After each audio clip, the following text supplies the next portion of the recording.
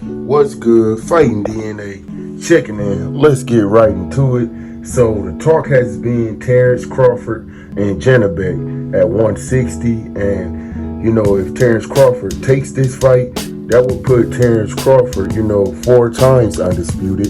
And, he would finish, somewhere in the top 5 if, he took this fight. But, I'm going to give my opinion on this fight right here.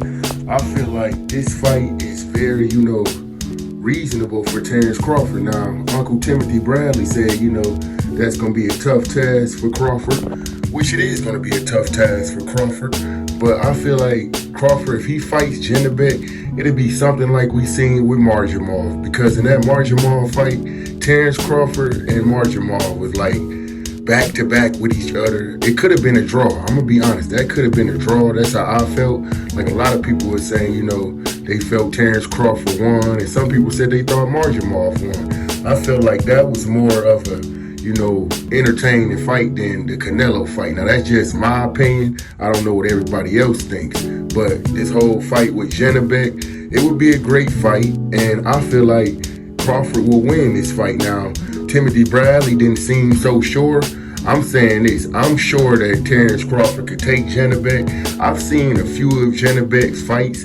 I barely could pronounce his name. Like, he's not really a known fighter that, everybody knows. I've seen a few of his fights, like I said, and every time I've seen his fights, I've been impressed with, his style. But I feel like Terence Crawford is way too hungry at this time of his career to take a loss. And, he's talking about retirement soon. So I just don't see him beating Crawford. I could be wrong, but, anything can happen in boxing, anything. So, I can't just say that Terence Crawford would win that fight, but I for damn sure ain't counting Terence Crawford out. And if Terence Crawford wins that fight, he got to be, top 5 for sure. A lot of people are saying that he's top 5 right now. Either way, he's going down as one of the greatest fighters of all time.